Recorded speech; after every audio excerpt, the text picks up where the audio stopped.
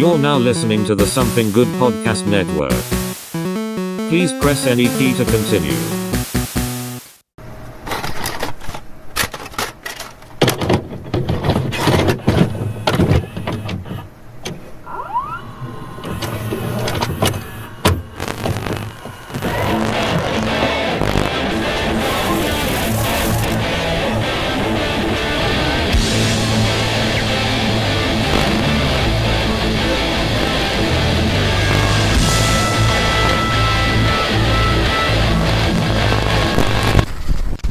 All right, everybody, and welcome to this week's episode of the Couch Potatoes. Where we break down prison tats. I'm Alex. Mick Morrison. Mick Morrison.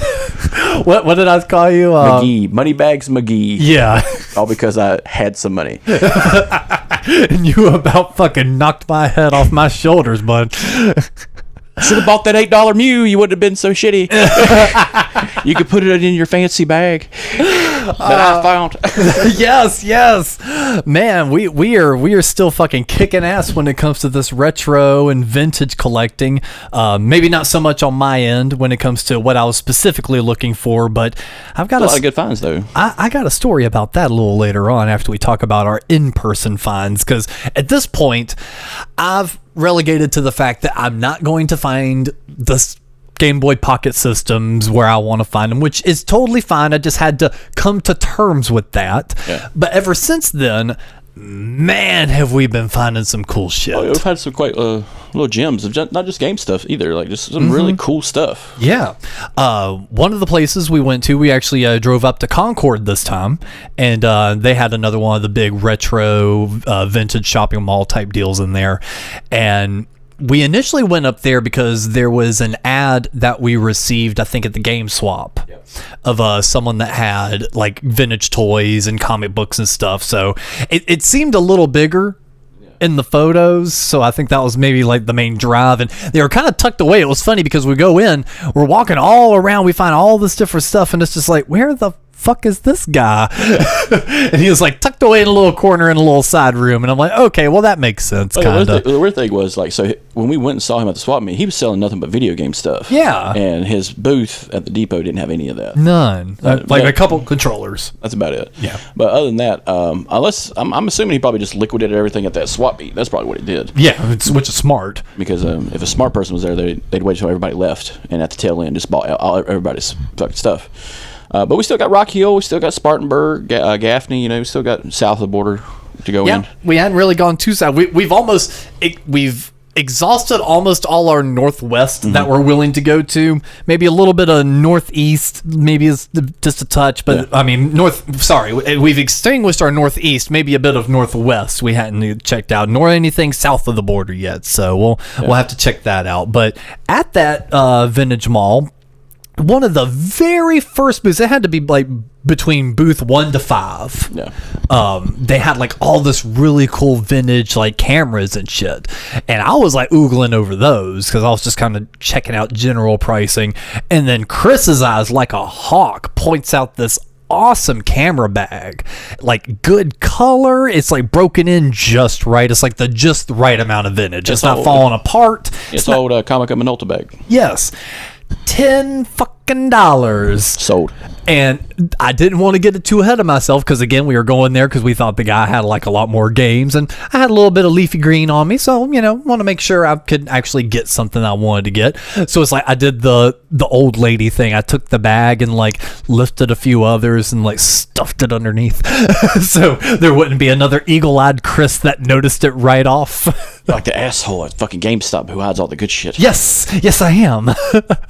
But of course wound up having to swing back through, grab that, and when we were walking away from that one booth that we got the flyer from, there was this awesome Electro action figure with like this really cool card back for like $6. Yeah.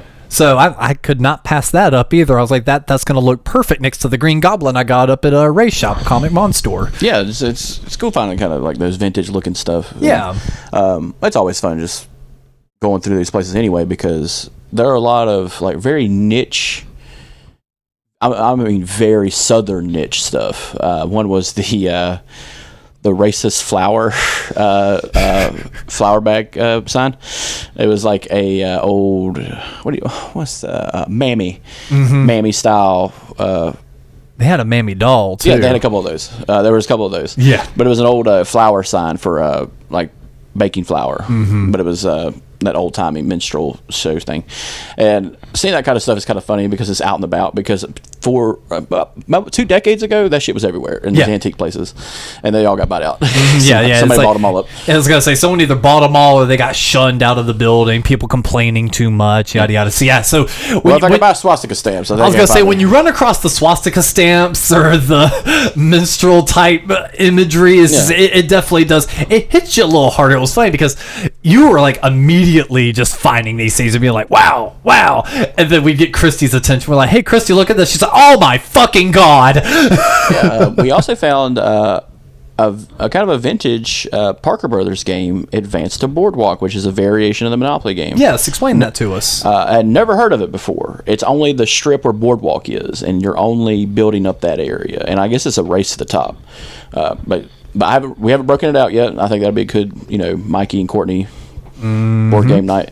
But man, I bought it for $20. Board games are going for about $20. Yeah. And it was heavy, so I figured everything was in there. I haven't checked it, but and it was one of those where you walked past it once, you kind of looked at it and went, huh, and then we kept walking. Yeah. And then we walked past it again, you noticed it again, and still kept walking, and then all of a sudden stopped. And then you backed up, and you're like, Alex, lift up all these. I want to look at this. But it's hard to find like board games. That's one of the things we didn't really see a lot of out and about. Me and Christy found a Batman Forever board game at an antique shop in Lake Norman, but it's probably still there. Yeah. Yeah. Who is buying that aside from us? But who else is going to buy that? A lot of it was vintage furniture, which was a big thing out there. Because you can tell there's 2 different vibes on these antique malls from the ones we've been to. But I will say this: the Gibson Mill, the one we went to in Concord, fantastic spot. It is not just an antique mall. I advise anybody to go there. There's a game place. You played some Galaga. Yes. There's Space Invaders. That's what it was. Yeah. We hit up a food court up there just to look around. They had a board game bar. Yeah. And a grill beside it. Seemed like you could rock out some D&D or some Pokemon. $8 a person. Yeah. Yeah, that was cool. It was a steal. But no, it was a cool little spot, man. Like just a cool vibe all around because it's 2 separate factories that got turned into these little venues and spots. Yeah, and we were kind of joking where it's like when we went into the antique mall section, it was just like, this is the OG, and then we went to the food area and it was just like, and this is where you take your Instagram photos. Yeah, this is the one that was taken care of first. Yeah, or most recent. Yeah, because people cook in here. So we have to redo the roof. We have to redo the air conditioning. We have to redo everything. Meanwhile, the antique mall, if you look up, it's the floor bottoms of the old second floor. Yes, and you the wood. And you could tell where the old where they had ripped up asbestos tiling, and me and you walked through, and you walked a little fast. I didn't think about it until I walked into it. And it was the old cargo elevator. Yeah, that was an access point. And I kind of noticed that, and that's why I kind of quick stepped on through. I'm like, I'm sure this is safe, but I still don't want to spend any extra time on this. I was like, Alex, hey, did you know this is an elevator? And I was just like chilling in there. Hell yeah, look all the way up in this motherfucker. Hell yeah. I'm like, yeah, I did. Let's go. I am not trying to see the bottom of this antique mill today. Yeah. But no, it's an old textile mill. Really well done. They really did the outside part really well.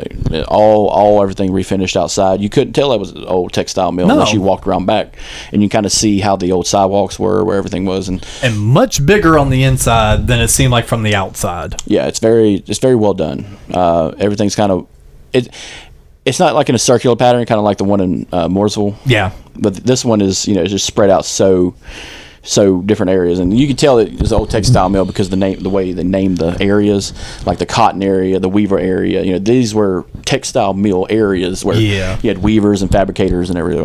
It was just a cool place. It was. It's not. I don't like it as much as the one in Mooresville. The one in Mooresville is definitely. You got a little bit more to pick through. Yeah, it's $2,100 laundry sets. Yeah, you can't pass that up. I will. Yeah, I definitely agree. The one in Mooresville has more nerdy stuff, more comic books and toys and shit like that. So that But it is a fantastic find. Like I encourage everybody to go there. See, that one reminds me of the Sleepy Poet one that's here in town. They don't have like any electronics, very few toys, shit like that. It's a lot of old furniture, rocks, and just clothing, furniture, shit like that. And that's where I want to go back to start redecorating the living room, because they have some great deals on furniture. You found some great decorations at the Gibson one, because there's that kick-ass buffalo head that really would have brought the room together. It really would have. I mean, if I had only had like $8,000 or whatever they were asking for it. Pennies. I bet you could have financed that shit like the laptops we looked at Best Buy. Oh God. That was our next trip. Yes. So since we were already up in Concord, we knew that there was a video game world in Concord Mills. So do I have to say, all three of us were going back and forth on if we wanted to, because for people that are not local, Concord Mills is in Concord, North Carolina, which is about maybe a good 20-30 minutes outside of Charlotte. And it's a really great outlet mall if you have the time and energy to put into it. You basically have to dedicate your day to being in Concord Mills. It's not a quick trip. And it is notoriously hard to get in and out of over there, because, again, it's a huge outlet mall, and they built it in an area where the road construction was not conducive for it when the original city plans were laid. Yeah.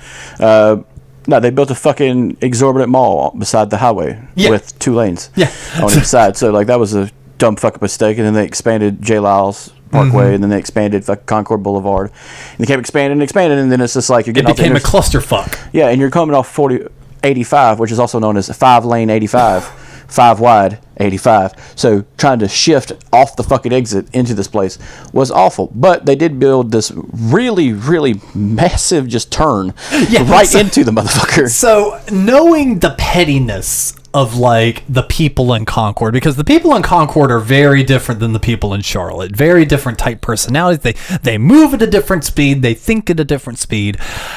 To me, this felt like the city getting sick and damn tired of hearing people complain about Concord Mills Boulevard, and them just going, all right, fine. There's really no way to fix this other than putting this huge fucking Carowinds ramp right here in front of the mall. It's going to be unsightly. It's going to look ridiculous. But is this going to make you fucking Fine. Boom, stamps it. Build the fucking thing for all I give a shit. I don't care what it fucking looks like, because we pulled up on the thing and it was just like, oh my God. And it's just this giant C-shaped hill that we just drove up right back down into the parking lot. But kudos to them. This was the first time I've been to Concord Mills and didn't get an anxiety attack. This was actually a pleasant experience. Yeah, so we take the exit right off the fucking interstate, come off. Bam, we're there. Right in. No problem. But we're also coming off 85, which is a Blizzard highway. If we did 77, we'd be eating the fucking road.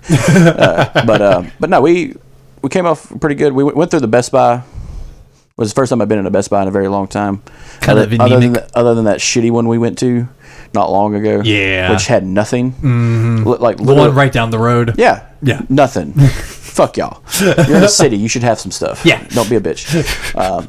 Well, I mean, Best Buy in general just kind of has nothing anymore. They used to, like, one of Morrison was fantastic. They had everything.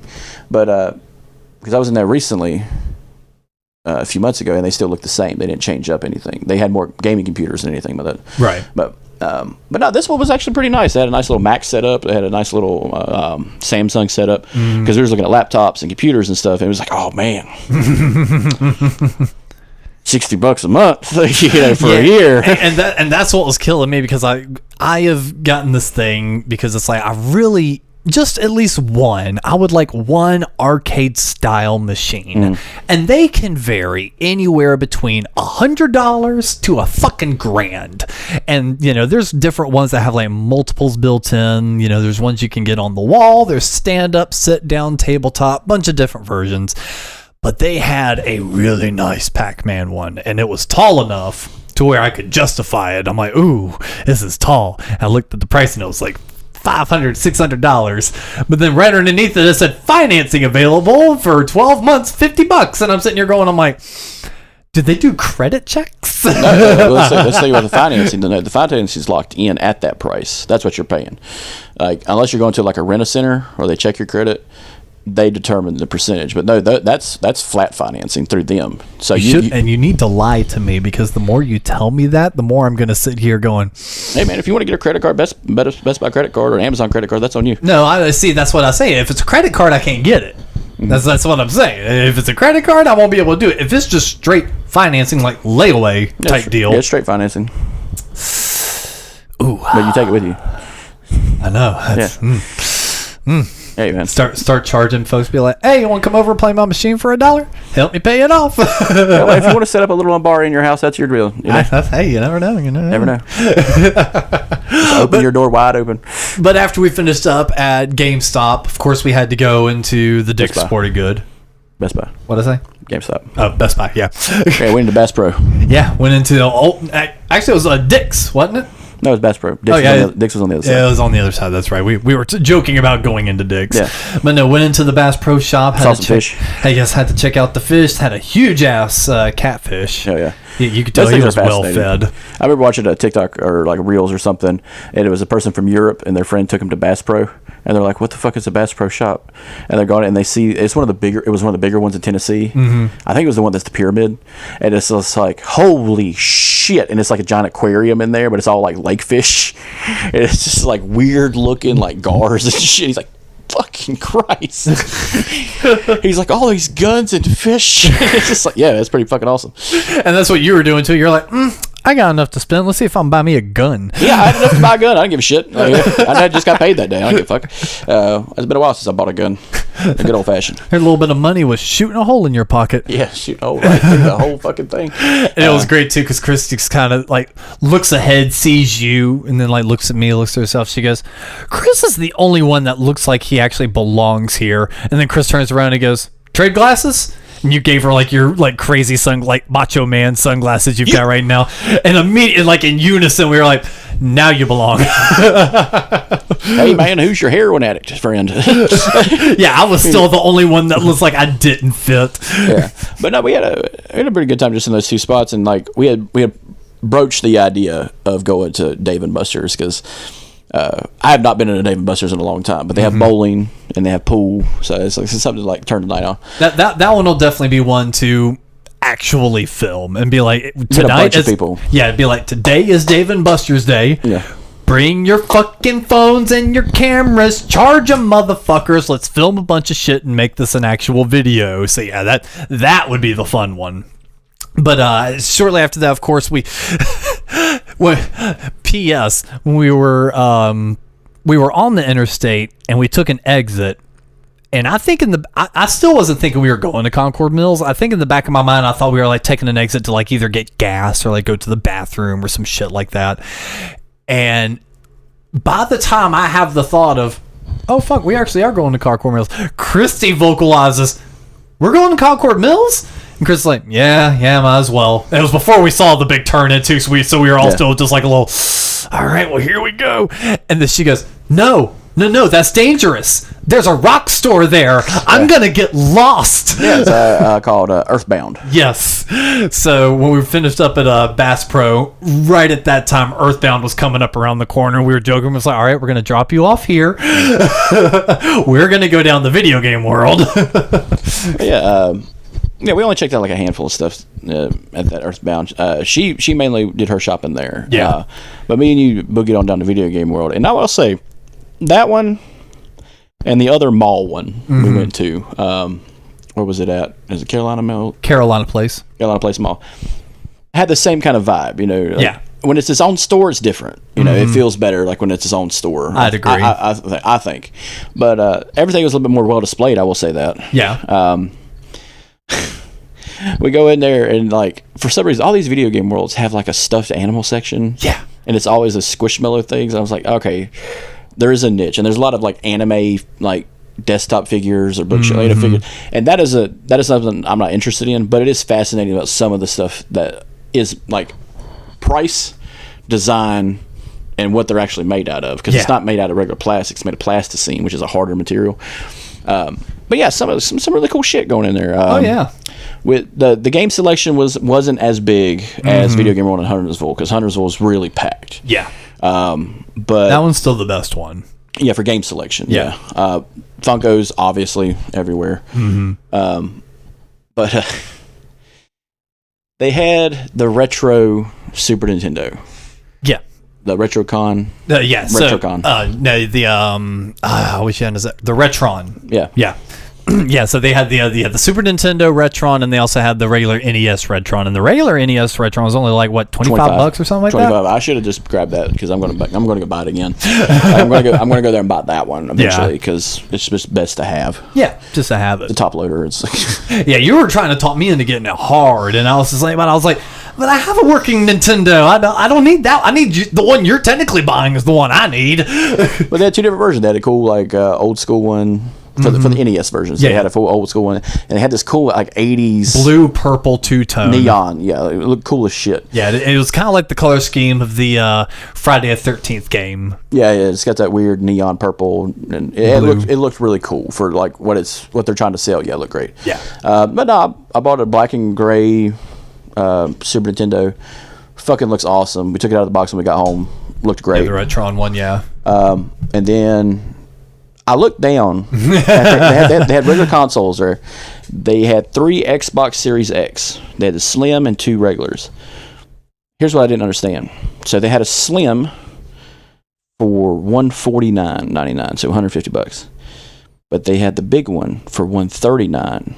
Both had terabyte hard drives in them. The Slim is more valuable. That's all. It doesn't, though, because like it wasn't the Series X Slim. It was just the Xbox One Slim. Yeah. But it wasn't the Series X one. Yeah. No, it's not, like seriously, that even in the 360 world, there's like 6 different variations of the Xbox 360. Yeah. And very specific variations are more valuable than others. So that specific one may have had either like a lower production number, like less things with it. Maybe it was more or less backwards compatible. Well, I asked them, I was like, hey man, does all these come with one controller and all their cables? He's like, yes. Yeah. And so you're basically selling one with the same hard drive for less. So I'm taking that one. So that's I'm sold. And but another thing, I had them test it. Yeah. Because that's one thing I've never done at a Video Game World is have them test anything. We've met smaller mom and pop shops. Yeah.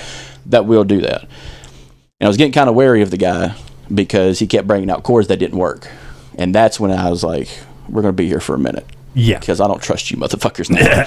I wanted to break up that Super Nintendo to make sure it worked just because they seemed like they were trying to fuck me over. Well, thankfully that was brand new in box. Yeah. So. But no, man, it was like a great little haul we got from there. Because after that, we came back here. Yeah. And we checked out Abari. Yes. I had a great time at Abari. Well, over at Video Game World, I initially, because I still had I had a specific amount of cash left over, and I was like, today's a cash day. I'm going to try to not spend any on my card. Just do this. And they had Pokemon Stadium for $30. I'm like, oh shit. And I kind of run off to the side. I'm checking eBay and I'm like, okay, well, that's about right on par after I pay for shipping and fees and everything else. I think I'm only saving like $1 or $2 if I buy it online versus having it right here, right now. Might as well. Fuck it. So I'd already determined, okay, I'm going to grab Pokemon Stadium for $64. That way I can get the jumper pack and actually play my Pokemon Yellow on the TV and use my Pokemon in the fight and everything else. Right as Chris so I was looking at all that. Chris has already picked out his Super Nintendo Retron, and all of a sudden he goes walking back over and he goes, I think we're gonna get an Xbox. Oh shit. So I'll walk over and I'm kind of watching as he's picking out his Xbox, and I look in the back and there's a bin full of NES and Game Boy games. And I asked the guy, I said, hey, are those asked for already? Are they pre-sold? Are they not in the system? He goes, no, we just didn't have anywhere to put them. And just kind of stared at me. I was like, well, can I look through them? He's like, oh, yeah, sure. So he picks it up, puts it right on top. Star Wars Empire Strikes Back for the NES. And I'm like, yoink. Set that one off to the side. And sure enough, that was the only one in the case, and did a little price double check on that, and it was right on par. Actually, it was probably going to be a better deal because most of the ones I saw on eBay had kind of messed up looking stickers or writing on the cartridge. Chris, this is the cleanest used NES cartridge I've ever seen in my life. This thing is pristine. And that's what I like about Video Game World in Huntersville, because like you can just pull them off the shelf and look at them. They have the more expensive ones behind the case, but if they're behind the case, they look good. Yeah. They're not going to look like garbage.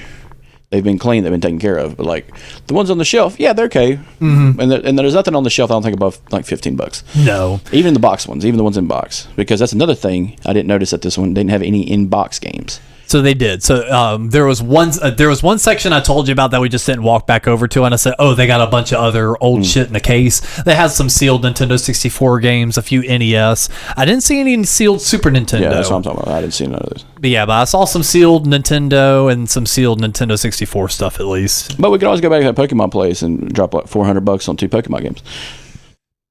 That guy,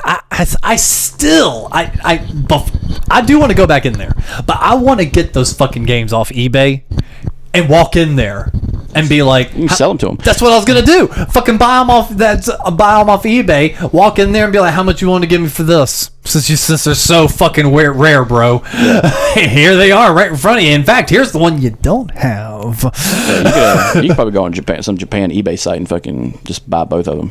If I went on regular eBay right now, I could get I think they put out 3 over there. I could get all 3 in box anywhere between $100 to $200, and he was selling them for what, 3 each. Yeah, and I could get them all together for $1 to $2. Yeah, you can suck my dick, buddy. Yeah, but no, we had a pretty good haul. All together. Yeah, great. It was fantastic. Think Christy got some rocks. She got some rocks. But no, when we came back here, we decided to go to a bar afterward, after we had some setup time, because we had to set up the Xbox because they couldn't do the update there. And Chris was like, let's utilize your Google Fiber internet. And I'm like, I got you, buddy. Let's do this. Something might be coming in my area soon, which would be kind of wild. That's going to be fun. Because I'm not coming back down here again. You just use me for your my internet. I want to soundproof my fucking room so that you don't hear planes flying over. And I'm just like, all right, welcome back to Couch Potatoes Extended Edition. Just me typing, just me typing on Discord. Stay awake, pussy. Wake the fuck up. do cross plays through Twitch and shit. Oh God. I got the Xbox now. It's got Twitch compatibility. Well, and plus you've got Switch Online, so boom. I'm gonna fucking hit up Hammer and play some Sea of Thieves maybe. That'd be fun. Yeah. We'll find out. And I feel like we went to another toy shop. Oh man, it's hard to remember. It kind of because it all melts together. Well, no, actually, I do remember. It was the first thing we did before we went to Concord Mills. We went. So after we finished up at the mill, we stopped at this other toy and game collectible place that you knew about for a while, and they had some really cool stuff in there. They had the lightsabers. They had a Renee, the Canapolis one beside the roses. Yeah. Yeah. Oh, okay. Yeah, I forgot about this. Yeah, so we stopped in Canapolis, an old place where I used to live, not far from the Panera Bread I worked at for a little while. Oh, by the way, fuck you guys for getting rid of the charged lemonades. You're weak. You're fucking weak. I hope you hear what I'm saying. I hope you're listening to this. You're weak. Because Dunkin' Donuts picked them up. Dunkin' Donuts now has... They do. I saw that. It's not charged, it's sparked with no E. It's just like, there's so much caffeine, we don't need the E. Energy, motherfucker. We use it up. Put it in the lemonade. Yeah. Yeah, we bought Samsung, got rid of the E, now it's Samsung. Yeah. But no, we stopped in there, and they did have a lot of... So it was a sports and nerd shop. Yes. Like, so it's a very broad kind of collectibles, but it is collectibles. It is messy. I will say that. It is not really tight. But I kind of like that about it. There's a certain charm to that. It reminds me of Rebel Base a little bit, because like when you look at the floor, there's a bunch of shit on the floor. Yeah. But I'll stop in there again. Yeah, get another poster. But yeah, it was a cool spot. It was a plot I used to hit up a lot when I lived in Canapolis, because I bought like the Injustice Omnibus books and stuff in there. I'd buy the Dark Metal, the Batman Who Laughs comics. Yeah, I'd buy the whole books from there. And oddly enough, and I don't know what this says about me or whatever, but it felt more fun to look through the pops at this place than it was at the game shop. Well, when we first went in there, we didn't know what the prices were. Yeah. And then the guy was kind enough, this is another thing about the mom and pop shops. They'll walk up to you and talk to you. Yeah. Like, genuinely talk to you. Not trying to get you to buy anything, but it's like, if you need help, if you have any questions, let us know. What are you looking for, kind of thing. Yeah. Great salesman kind of tactic. What do you nerd about? Yeah. But yeah, just look underneath. And the prices are there. And if we don't know, we're happy to look them up for you. Yeah. But it didn't seem like he was one of those guys who was like, oh, yeah, let me snatch it out of your hand, look on eBay real quick. Yeah, it's this. Yeah. It's just like, fuck like you. we ran into once. Yeah, Moxville. Yeah. Oh, yeah, there's a solid 50 on that one. Oh, yeah, speaking of Moxville, the store that, again, we don't really want to name because I think it was probably of our least happy experiences, but that was the place we traded in. I traded my Game Boy, and I was looking on Facebook Marketplace, and I saw a Game Boy that was exactly like mine, that didn't have a battery case, just like mine. And it was in a really weird town. And I was like, hey, Chris, where did we go to that one video game store? I gave him my Game Boy. And you're like, Moxville. And I flipped my phone around. I said, well, here it is. I found it. He's selling it already. Yeah, man, it's a turn and burn kind of story. Oh, yeah, absolutely. I was expecting it to be on the shelf that day. I just found it funny. I found it on Facebook Marketplace of all places. Yeah. And that, that's a great tool for them too, because that literally expands a lot of their stuff. I mean, that's how I found Crazy Cool. Yeah. That was through Facebook. But after we wrapped up at that toy shop, we were starting to get a little hungry. Well, we noticed that when we first pulled in. I was like, is that a goddamn CC's? And that killed us. Our fucking millennial era folks. We're just sitting here going, it's like, I've not seen a CC's in forever. Yeah. I used to go to that one a lot because we were talking about Tangled Web Comics. Around about where Tangled Web was. So if I know this is going to be great for the viewing audience, but if Tangled Web was here, the mall was here, kind of almost across the street from it, and then diagonal to the right some was another little side strip mall, and it had like an Old Navy, a skateboard shop. Remember a Super Salad? Yeah. They had a Super Salad and a CC's, and that's where we used to eat CC's almost on a weekly fucking basis, bro. It's cheap. It's cheap. Well, like, I spent $30 to $35 for us there. Yeah. For 3 of us. Yeah. And we all ate, and we all got full. Very, very full. And like, for $30 at a McDonald's, you're not getting a lot. No. So like, we lucked out. And the thing was, because I was expecting I was literally expecting like $60. Yeah. For a buffet place, because buffet places are usually $20. But I was like, no, man, we came out with $30. I mean, fuck yeah. And the thing was, is like the entire time we're walking up, we're like, so CC's was never quote unquote good. It was always serviceable. It was doable. I was like, I wonder if it's gotten worse. Man. It's the same. Exactly the fucking same. And the prices have to still be the same. Because I remember the buffet had to have been like $7 or $8 back in the day. So it's only raised by a few dollars. Yeah, it's only gone up a little bit, especially with like inflation, so that's pretty good. Yeah. But and then I'm sitting here going, I'm like, fuck. We need a CC's around Charlotte because that's like the perfect pack-it-in meal. It'd be packed every day. It's like, well, no, it's like you eat light for like 3 to 4 days, and then you go to CC's when you for like dinner, and you just pack it the fuck in. You get like 5 plates full, and then you eat light for like another 3 to 4 days. It's like that is the perfect way to fucking eat in this economy right now. I'm kind of glad that them and Little Caesars are where they're at still. They're not that expensive. Because I went to a Little Caesars near my work, and $5. It's $5 pizza. It's maybe like $6 now. It still hasn't changed. It's okay pizza for $5. The only problem I have with Little Caesars is their sauce. Their sauce is just so sweet. But I have like the crust. It's okay. It's fine. The cheese. It's $6 fine. pizza. Exactly. But for a $6 pizza, conversely, for $7, the 7-Eleven pizzas are better. Those are spread out a little bit further thin when you leave Charlotte. Yes, that is true. They are few and far between once you start leaving Mecklenburg County. But if we're going on like, there's a fucking rank list for us. Budget pizza, like the Tostinos and shit like that, and then like 7-Eleven and QT and Little Caesars. We'll just sit here and have heartburn all fucking day. I didn't say we had to eat them. We can work off memory. But yeah, do another tier list on that. That way down at the fucking bottom. I did notice though that CC's has a new mascot. Yeah, some weird like steampunk Willy Wonka looking motherfucker. I don't like him. I don't remember a commercial for CC's ever. Well, that was something you brought up when we were sitting there, and I agree. I don't remember a vintage commercial. They've kind of have a new logo since the last time we ate. I remember seeing some commercials with that logo, but back in its prime, no. I remember plenty of Chuck E. Cheese commercials. But like even then, like, you know, when you're watching like cartoon shows on cartoon channels, they are targeted toward children. Yeah, fast food places do. So like you're always getting a McDonald's or Burger King commercial, and a CC's and a Little Caesars. And so you're looking for like cheap food. Yeah, and that's what is always targeted toward kids. But and you know, CC's would have been the problem because they have arcades built into them. Yeah. It was a whole bunch of nothing for an arcade, but it was still an arcade. There were still flashing lights. Well, it's like we went into the that mall, not the mall, but that meal place. As soon as we look right, there's an arcade, and we walk over. There's like 4 fucking machines, but that neon light got us. It did, like moth to a flame, man. It's just like zzz, yeah. Just So, like, oh, but yeah, no, we ate for cheap. It was good. I didn't get sick. No, I didn't get sick either. I felt fine. I slept good. I slept hard. Yeah, but no, we boogie on down to a bar when we got back after Concord meals and everything. And that was your first time being there and actually playing some games, because you'd stepped in when we went to the game swap, but now we actually get to put our hands on some controllers. Yeah, we had a great time. Chrissy was balling on fucking Dr. Mario. Dude, kicking ass. I kept walking by. There's stage 2. Okay, that's pretty good. Stage 3. Oh, hell yeah. Stage 4. Hell yeah. Keep going. She, you know, conservative with her coins, boy.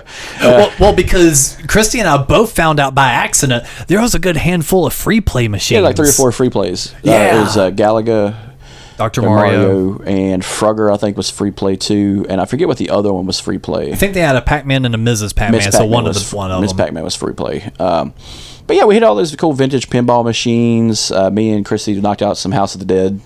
I was proud of myself. I had the highest score on Galaga. I'm sure that machine gets reset like weekly, but I was still the high score at least for the week, and I thought that was pretty awesome. But no, we checked out a lot of other stuff. Other like niche games they had in there. There was the Marvel beat 'em up game with the Spider-Man, and it was Spider-Man, Hawkeye, and I can't remember the other 2. Black Cat, and it was set up like a Golden Axe game, kind of like 4-player roundabout. It was just called Spider-Man the video game. Yeah, it was really fun.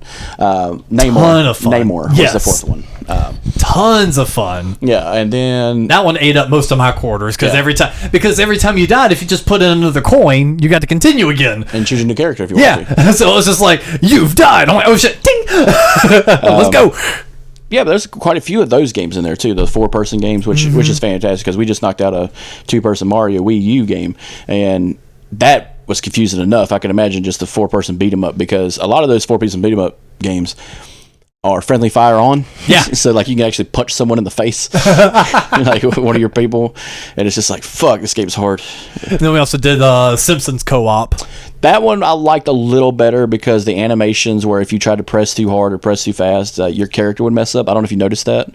So because I was played as Lisa, and she had like the jump rope whip, and if I pressed it too fast, she'd get tangled up. Oh. If I was not hitting anybody, if I like triple hit, yeah, and I didn't hit nobody, she'd get tangled up in her fucking jump rope, which kind of reminds me of like the old hit and run games. If you tried to play the game a certain way, you'd fuck up and crash. Interesting. Okay. But yeah, you had Marge, Homer, Bart, and Lisa. Yeah. Now, it looked fantastic. Little old reference characters in there. Just a lot of like dummy bad guys. It was fun. Yeah, I'm sure that was one that actually came out from the 90s. Like that was an old 90s machine. Yeah, because they had some of the Street Fighter Alpha games out there, where, like that, where you just put a seat down. A bunch of guys were playing Melee when we walked in. Yeah. That's always cool. And then they've got the giant Game Boy. And they had Tetris running on that. So yeah, that was a nice, fun experience. I feel like Christy enjoyed herself at that spot. No, we all had a great time. So that was at least that week's adventure in retro hunting and antiquing and all that shit. And at some point, we'll drag Mikey along with us. Because I'd like to get Mikey's perspective on some of this. Me and Mikey will be heading to West Virginia soon. So yes, for Rim Rocks 2024, baby. That's right. Well, I feel like that's enough of what's been going on in our week. Let's head on over to our news segment.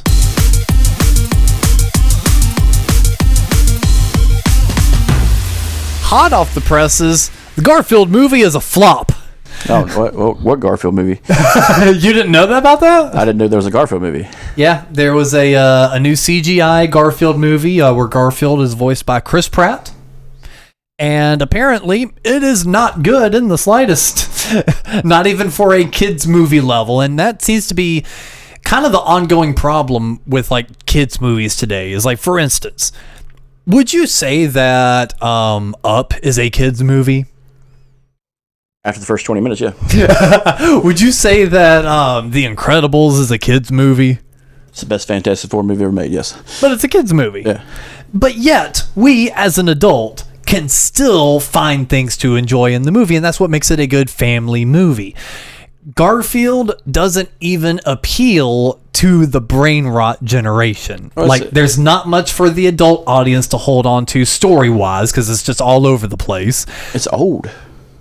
The Garfield like IP is very old and niche. It is, but I was kind of not necessarily looking forward to, but kind of interested to see what this movie did, because I enjoyed the concept and the idea of Garfield, and if they're able to kind of bring him into the 21st century and, you know, have a little bit of freshness, I would cheer on a Garfield movie sooner than a new Despicable Me movie, you know. So let's hopefully this cute little orange cat, you know, gets the attention of kids, and we can have a Garfield summer instead of a Minion summer. That didn't happen. If it was a series, it'd probably take off better, because Ted proved that you could do a CGI character with voice acting and it'd still be fun. Granted, Ted is a little bit raunchy, but you could have done it with Garfield on Amazon Prime. Yeah. You could have introduced Odie at the end. Yeah. But like, I'd agree. You don't need to make a movie. Like, it's not gonna. It's a grab to keep the IP is what it really usually is. Oh, it's another Fantastic Four Fan-4-stick movie. Yeah, like we need to keep our fucking grubby little hands on it, and this is the only way we can, is by making dog shit movies. Yeah. Other than what Warner Bros. Does, that own a lot of their IP in perpetuity, make movies and throw them in the trash. Yeah. And get a tax write-off. Yeah, and like, this is going to be another tax write-off because it's a failure. Yeah. But Chris Pratt, you know, 2-0 with fucking Mario and, you know, Guardians of the Galaxy. So I'm thinking one misstep with a fucking talking cat is fine. Well, see, people still consider Mario a misstep. And it was fine. Coming from a mega Mario fan, like, come the fuck on. Like, I have some Mario shit. I love the fucking character. I kind of want to rewatch the movie soon. Like, I hadn't seen it in a while. Like, it's a good, turn your brain off, enjoy it movie. But it's a video game movie. Yeah, I'm not expecting fucking Francis Ford Coppola or Martin Scorsese to make a video game movie, even though they would be garbage at it. Look, everyone fucking creamed their pants when fucking Ryan Reynolds voiced Pikachu, and fucking he didn't put on a voice. He was Deadpool. Like, I watched it recently, and it just felt like Deadpool was Pikachu. That would have been funny if he had a fucking like shirt. Yeah, that would have been funny. So, you know, you're gonna cream your pants over Ryan Reynolds as Pikachu, but you're not gonna fucking loosen their belt a little for, you know, a non-extra voiced Chris Pratt as Garfield or Mario. Shut the fuck up. It's also a risk because, you know, going to the movies is still a little shaky. Yeah. We went because we have seen episode 1 and we wanted to see the differences. Yeah. That's why we went. But people are not just going to go see that movie. No, and it's unfortunate because the more of these type shitty movies come up, the more it just reaffirms that thought of the theater is a risk. Yeah, I don't know. I didn't watch it, so I can't really say anything about the movie itself, but it just... I hadn't even heard of it. Yeah, so that goes to show about that. Like, it could have been on Netflix. I wouldn't know. But the one thing we did hear about and we watched, and it confused me just as much, was the Venom 3 trailer. So I was very careful as to say a few weeks ago that I was not sure what was canceled. Just I keep wanting to say Star Wars, and it was going to happen until I actually said the words. Spider-Man properties at Sony have been canceled. What? We're not sure. But apparently not Venom 3, even though I'm really wishing they had at this point. I don't matter. It's another cash grab. It's just like, you know, we still have it. It's another shake in the face. Like, look, guys, we can still have it. Whatever they could have at the end of it, toward the end of it, I've heard rumors, and you know how the rumor mill is. Yeah. Grains of lies. We might get a return of old boy as Spider-Man. Andrew Garfield, maybe. That's a big maybe. I heard they might introduce Silver Sable for some fucking reason. I heard this will be the other Venom symbiotes, like the whole family of them. So I think there's Venom, Toxin, and Scream was a big one. Toxin was always weird because I remember reading the comics, and she basically like Toxin was basically able to cure cancer, just refused to, just an asshole. No, Toxin was the one that adhered to the cop. Mm-hmm. And they had that big duality of the cop trying to serve and protect, but the Venom the symbiote itself trying to take over and do the evil aspect. I've got that comic run. But no. One of those like I had a breakdown comic of all of them, what they could do. Yeah. Like not like abilities like they could do with the person, but like things they do that they refuse not to do. Because and they're like assholes. Venom's is like eat people. He cannot eat people and be fine, but he just chooses to eat people. Like he's not like, oh, I really need some food like he is in the Tom Hardy movies. No. He's choosing to do that. He's being an asshole. But Toxin was the one who's like literally toxic blood could cure all disease. And I was just like, you're an asshole for not curing cancer, you piece of shit. Because I remember Scream. Scream was the coolest looking one on the video game covers. Yes. But like they all look cool because they're made by fucking Todd McFarlane and a couple other artists. And so, yeah, it's going to look fucking metal as shit because he made Spawn. But it looks weird. The thing that there are two major things in this trailer. We're not breaking it down, but there's two major things in this trailer that confuse me. One, we get the actor that played Kurt Connors in the van playing a guitar with two arms. And he seems to not be the same character at all. Yeah. Same thing with Mordo, which is the second scene. There is the actor that plays Mordo in the MCU playing some random cop type character that captures the symbiote in the bar that he left it at in the MCU. What the fuck is happening with this movie? I think a lot of people are changing hands on creativity. I think a lot of it open-ended contracts for the Spider-Man stuff. Yeah. Just the Spider-Man stuff. And now we're kind of seeing like this is how they're handling it as opposed to Marvel's handling it like, hey, here's Beast. There he is, right there. You see him? He's right there. That's cool, right? You guys like that? Here's Starfire. That's cool. Like, you like that? That's neat. She played the other Captain Marvel, but now she's this. now she's this. That's cool, right? And then we got the Sony version of we're throwing everything at the fucking wall, guys. We got it. Give my gun. Hold him still. Something will stick. Hold it still. And it's just like hold the fucking dog still. And it's like we're both trying the same thing. It's like no, you're not. Kevin Feige is drip feeding with animated storytelling. He's doing Secret Wars. He's doing little stuff with the Marvels. He's doing all this stuff, and he's still trying to make it cohesive. You guys, however, are trying to shoot a dog in a moving van. Jesus. But that's just the part that makes it so confusing. Like I can almost ignore the lizard actor deal because sure, completely separate universes, rebooted universe that we're not touching anymore, what the fuck ever. But the actor that played Mordo, the black character in Doctor Strange, Mordo. Oh yeah. Or the black villain guy that was in that. He is playing that cop character. Now, if he was playing that cop character in the Venom universe, that would no longer be confusing. But he's playing this cop character in the bar that they caught the symbiote, which is supposed to be the MCU. So, where is this movie taking place? Who is this guy? Why is this happening? What are you doing, Sony?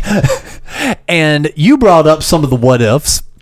Some of the what ifs I've heard is that the child you see in the trailer, you see a young boy.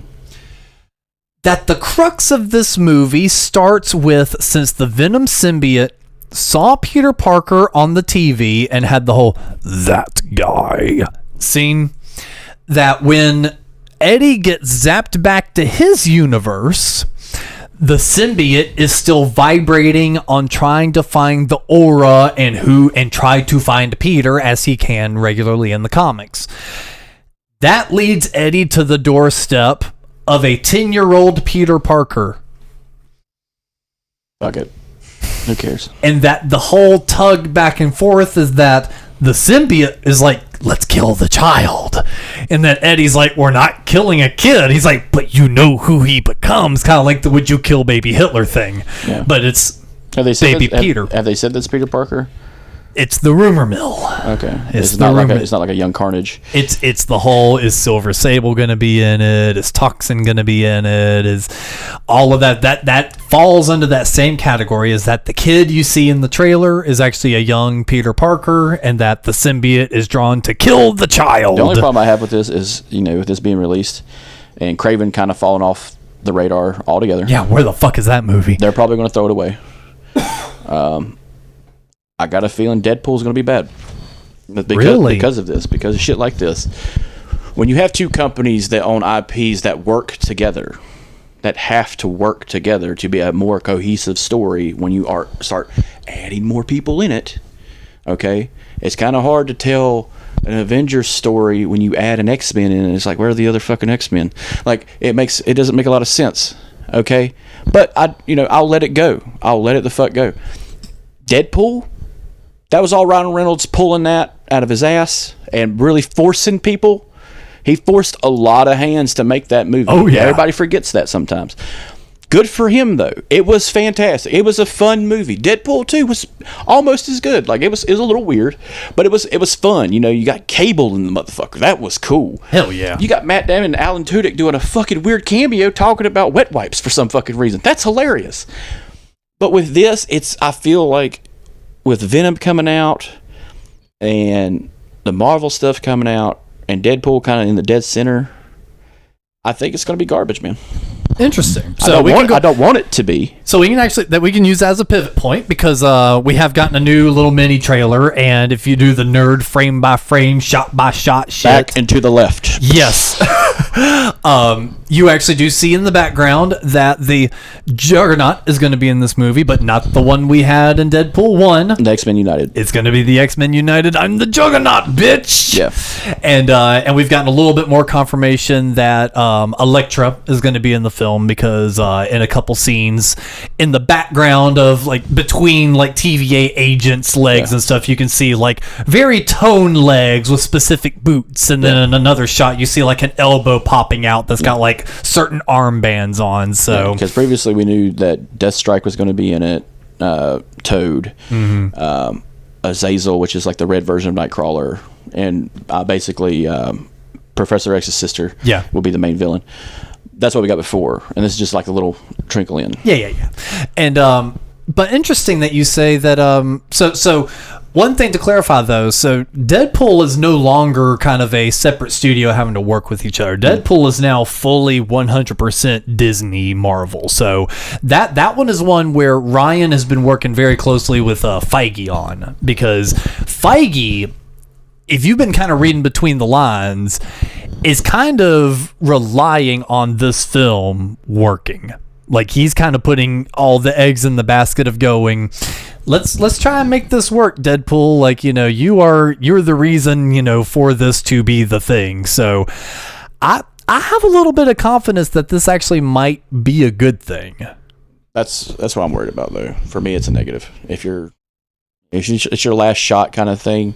And who says it's the last? I think it's the last shot, because the way Disney treated the guy who made 97, threw him in the fucking garbage immediately. Before but we don't know what he did. That's fine. I don't know what he did, but until they fucking say it, we don't know. It's not a Jonathan Majors situation where he raped a woman. So, like, I don't know. Like, but until they say something, it looks bad. It looks bad that you're threw this guy under the bus. And, like, when it comes to the Star Wars stuff and the fans, and it comes to the Marvel stuff and the fans, there's going to be a bigger fucking pushback on everything new coming out of there. Maybe not Deadpool, but fuck, they're going to nitpick it to death. They are. They're going to nitpick this movie to death, and that's why I think it's going to make money. It's going to make a shit ton of money. Everybody's going to go see it. I'm not going to the theater and seeing it. But you don't want to make it a couch potato outing? It's too big of a risk to see a shitty movie now. I don't think this one's a risk, man. Like, I feel like I've been very trepidatious. That's where I'll come with this. Is like, I agree. I agree with you. I didn't go to the theater and see the other one, so it's not a big deal to me. But it's like Thor Love and Thunder was the last Marvel movie I saw in theaters. But you loved that one. It was good. but it got shit on so bad that even Chris Hemsworth fucking apologized for doing, which I think is bullshit. I think he's lying. He made a movie with his children. That's the biggest ups a dad could ever fucking do with his kids when it comes to making a movie about a fucking cartoon character. So, well, you can still have it in the middle. He still could have done the movie with his kid and did a better job. Yeah, just because the kid's in the film doesn't. No, he's saying he regrets it because of the comedy aspect. I'm like, dude, you made a movie with your kids. Fucking be happy. Just stop bitching. Because you're just making it worse for everybody else who's going to be in a fucking Marvel movie. And I guess that's it. That's another part of it. It's just like, how many more fucking people are you going to hire to be in these goddamn movies? Because you can't keep it concise enough. We've already got, like you said, Dr. Connors and more coming back to play what, a fucking jam band in a garage. Yeah, basically. Like, what the fuck is this? And I think you're playing with fire on this one, because the Star Wars thing just came out. And I've already seen reviews of it, but I've seen reviews on story. But fan stuff, hate it. But people are talking about how great the story is and how it kind of fixes some stuff from the back end. But people already hating it. So we're getting that same fucking backlash that we got from the Obi-Wan series, the Mandalorian series, the Boba Fett series, which had good things. They're not perfect, but they are just fucking television series. And I don't know, man. It's just everything's going downhill for all of them. Yeah, I mean, I really feel like it's, what you kind of take and bring out of it, It's like, for me personally, no, I've not been a fan of, really the last handful of Marvel things that have come out either. Like, I am still bitter about Secret Wars being bad. I mean, Secret Invasion. I keep calling it Secret Wars. About Secret Invasion being bad. Because that would have been such a cool espionage Samuel L. Jackson little short series. And the fact that they fumbled that so hard. And then Captain America and Winter Soldier series. Like, that was such a letdown. So yeah, I'm right with you. It's like, they are definitely playing with fire. I mean, they're messing with, the Hugh Jackman Wolverine, which is a beloved, actor and character, and you've got, the Deadpool series that is already working really good. And like you said, the nerds are going to be scrutinizing this movie. They're going to be going over it with a fine-tooth comb. However, this to me is the major difference. Ryan Reynolds gives a shit. Ryan Reynolds isn't trying to read. No. Kevin Feige gave a shit. Kevin Feige backed up. Kevin Feige backed up during this era that we're not too much of a fan of. Because he has outright said that after Endgame and Infinity War and all that, he was burned out. That they had an idea for where it needed to go. But if you look at the trajectory of these last few Marvel properties, it's the same problem we had in the early 2000s. It wasn't people that was respecting the character. They wanted to take the story and modernize it and give it a new, fresh coat of paint. For instance, She-Hulk. She-Hulk was a property of the writer-director wanting to bring a brand new vibe and a brand new era and a brand new style to Marvel, instead of bringing She-Hulk to Marvel. I feel like with Deadpool, Ryan is looking at this going, no. We're not doing any of this. Let's please the masses. We're here to please fans. We're here to please Deadpool, and we're here to please X-Men fans. Fuck off with we're trying to set this part up. Let's make a good movie. Let's make something valuable here. And of all people, Ryan Reynolds is going to be the one sitting in that editing booth going, you need to fix this. They're going to see that. They're going to be paying attention to this and wonder why that's up. You need this fixed here. That's why I have a little more. I hope that happens, and I really do, but I think it's going to be garbage. But that's why I have at least a little more confidence in this. Is the past few directors and writers kind of took the 90s and early thousands approach of, we like the character, let's just put it in some new scenarios and bring it up to the modern era. Where Ryan's sitting here going, fuck all that, let's just do a movie. I want to be wrong. Believe me, I want to be wrong. Yeah. I want this movie to be fantastic. I want it to kind of recharge everybody on this genre movie. Yeah. Because those movies are objectively fun. And one more reason I feel confident about this movie. This is the only MCU property coming out this year. Good. Is the only Marvel movie this year. So it's not like if it's bad, they can quickly bury it and start promoting a new movie. they're going to be sitting on this for the rest of the year. I don't think they're going to start doing a new promotion for a movie until probably around Christmas. That's when I would imagine the next promotion really kicking off. So if this fails, this fails hard because they won't have anything to buffer with. I think the next thing probably before Christmas, or even before Thanksgiving, because it's election year too. That is true. Yeah, that's true. It's going to be a lot of blockbusters. Hope to be summer blockbuster stuff. Not like Garfield, but but like horror wise, I think we're going to get another kick from horror soon because I think Ty West is going to be doing Maxine, which will be the third part of the Pearl and X series. Mm-hmm. But another thing on this is entertainment kind of across the board is going to shit. Like, but when it comes to streaming services, cable is garbage. I don't know if last time you checked cable. It is garbage. I'm still paying it for some reason. But there's nothing good on regular television. Streaming services are hit or miss. The only thing I've recently watched on streaming that was worth a fuck was Tires, which is the Shane McGillis, Andrew Schultz. Shane Gillis. Show. Andrew Schultz is in it, a couple other good comedians are in it, but it's a comedy written series and it was only 6 episodes, so it was kind of like a shot in the dark kind of thing. But knowing Netflix, they'll fucking cancel it in a heartbeat because it did well. Yeah, that's their well thing. Shane's problematic, Chris. Oh, Zack Snyder wants to come out some more fucking shitty Star Wars ripoffs, so I'll give him that. I've never heard any review on Rebel Moon. No. Not a one, like not even a bad one. Like Eric posted one in the Discord. That was it. I haven't read that one, but like I have not seen anybody on YouTube that's worth the fuck who reviews stuff and doesn't ruin things, but like review it and been like, oh, it's this, it's that, it's good, it's bad. It's like, but going back to YouTubers real quick, that's what really pisses me off. Is it's like I try to watch a trailer and I go click on one. I got to make sure it's the studio one. I got to make sure it's this one because it's just like, oh no, this is so and so. Let's watch the trailer. And shut the fuck up. Just make sure and click the production site one. I fucking hate these guys. That's user error there, but I hate the nitpickers though. The rumor mill guys.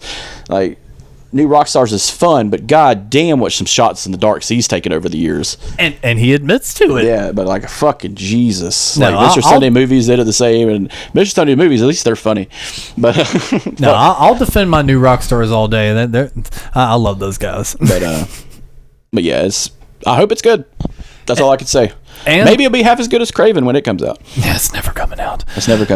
And last little piece of news I have. This is also rumor mill, but pretty solidified at this point that the director of Deadpool, another reason I'm feeling confident, the director of Deadpool has been approached to direct Avengers 5, which to me, that also shows a good sign for Deadpool because Taika Waititi didn't get the call.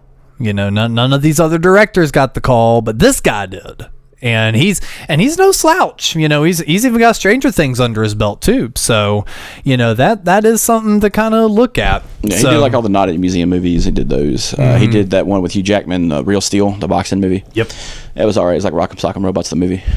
So I don't know. This could also be good. And of all people, Robert Downey Jr. recently was saying that he is not opposed to the idea of returning as Tony Stark.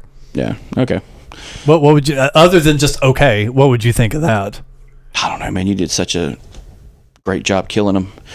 That's another thing I don't like Hugh Jackman coming back, because you did a great job of ending his story. Okay, you're bringing back a variant. Fine. That's another lazy writing of the multiverse thing. It's just like, we have this Spider-Man who does this. We have this Superman that does this. Why? Because we have multiple universes. I'm like, that's lazy writing. That's like putting a MacGuffin in a movie. Oh, how do we stop the wizard? We use unobtainium, and it's just like, why is it there? It's like, because it just is, motherfucker. And it's like, it's just there to kill him. God damn it. Kill some heroes, guys. It's okay. Have Captain America rip a villain's face off like he's Scooby-Doo. It's fine if he does some horrific shit. Make Robert Downey Jr. die. You did a fantastic job. Guess what? Fun fact, that's the only time we see Captain America cry. During the whole fucking movies, he only cried not because his dead wife died or he lost that fine piece of ass. No, it's because the guy he hated died. That's the only time he cried. And you know what? That was great. Don't put him back in the fucking movies. You're going to ruin it. That's what I say. Don't bring Hugh Jackman back when you do a fucking Logan movie, which was the best Marvel movie I've ever spent money on. Don't do that. It's shitty. Now we see why Chris doesn't like those YouTubers, because he is one. He turned into the rant YouTuber just now. If Tobey Maguire came back and did a Spider-Man movie, and I'm talking about a Sinister fucking Six movie, Norman Osborn, Willem Dafoe as Green Goblin, a great Doc Connors, a great Electro. I'm talking about guys who would have fit the part. Fucking Doc Ock comes back, and they did a 2.5 hour long Spider-Man movie, and he died fighting the last dude, saving all of New York, saving everybody. You would kill kind of shitty if they opened up a portal and been like, hey, there he is, there's that asshole Tobey Maguire, there he is. But no. So here's the major difference. I 100% agree with that argument. After processing, and that's the reason I was kind of laughing, is because I've heard so many of the rant YouTubers go down the exact same, dialect and, example you did. After processing 1,000 of those arguments, I've finally come to the conclusion that it's not lazy writing, it's what you do with it is lazy writing. So, for instance, having a multiverse there does not inherently equal lazy writing. You can use multiverse in very smart writing. So for instance, if you kill somebody, don't bring in another one from another universe. But guess what? If we have to jump into another universe, having that little 10-minute thing of another actor as that dead character could be a fun little wink to like, oh shit, we haven't seen Iron Man in forever, but there's fucking, I don't know, Tom Cruise as Iron Man for this little 10-minute action scene, and we help save that multiverse, and our main heroes have jumped back to our universe, and we still don't have an Iron Man. That's fine. So there's a smart, so that's the thing. They can do it smart, and that's my argument. Is inherently having a multiverse and a multiverse story does not equal lazy writing.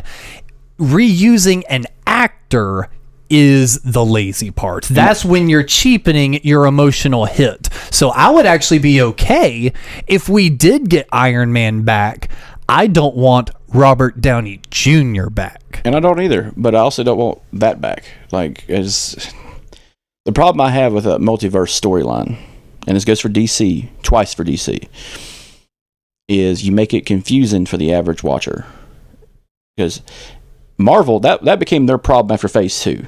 Was, we had, all these little things are happening, and you're like, oh man, look at that. And the average person who's never seen a Marvel movie, what the fuck? The fuck does this mean? Because people are having a reaction. I don't understand it. Star Wars was great because they didn't really have to watch every fucking Star Wars movie to understand. Hey, the good guys carried the blue sticks, and the red guy, the red stick, he's an asshole. The guys that speak in British accents and are all humans, evil Nazi assholes. Everyone that's friends with aliens, not the bad guy. Get it? Do you understand? Inclusivity are not the bad guys. The white supremacy fucking stormtroopers are the bad guys. Guess what? Any of those movies, even the new ones, you could just watch and you know who the bad guy is and you know who the good guys are because there's an aesthetic. That's why Star Wars is kind of more fun to watch. But with Marvel movies, it's just like, I don't need a compendium of 20 fucking movies to explain why this cocksucker is standing here telling me about some battle that happened and why it's important. I don't need some character, some side character like Maria Hill being like, Iron Man died for this and Captain America sacrificed this. Shut the fuck up. I don't need that. Just give me a fucking superhero movie. Spider-Man movies are kind of like that. That's what I liked. The Tobey Maguire Spider-Man. No one could watch one and watch number 2 and still feel for Tobey Maguire's character because he's having a rough time. And the third one, he's the bad guy. He's the bad guy in the third one. And the third one, Tobey Maguire is the bully. Bully Maguire. Bully Maguire. Andrew Garfield, you didn't have to watch the first one or the second one to understand the other one. They're just jump-in movies. And like Tom Holland ones, you kind of have to know a little bit what's going on after the second one. But other than that one, that's just fan service. And I think, and not to bring it back to this again, it just fits. I think Deadpool Wolverine's going to be the same. And I hope it is, but I got a goddamn good feeling that it's going to be garbage. You want to put $5 on it? I put $1 on it, that it's fucking that I will not enjoy it. Well, that's totally subjective. You could be loving every minute of it, and at the very end be like, I hated it. Hey, look at me. Gay? Yeah, exactly. So you could be like jumping for joy the entire time inside and still turn to me and be like, garbage.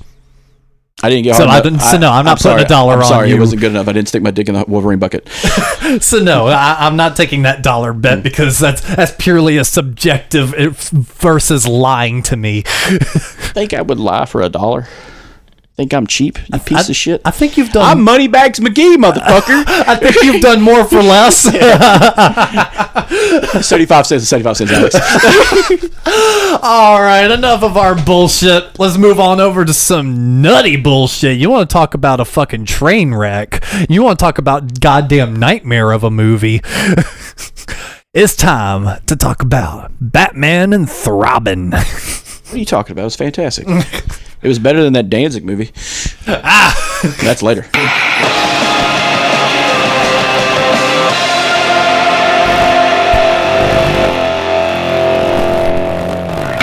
Well, let's talk about Batman and Robin wrapping up part of our 90s Batman retrospective. I guess we kind of pulled a Star Wars. We started in the middle, then went out, and then I guess we'll go all the way back to the beginning and talk about the first two Tim Burton movies.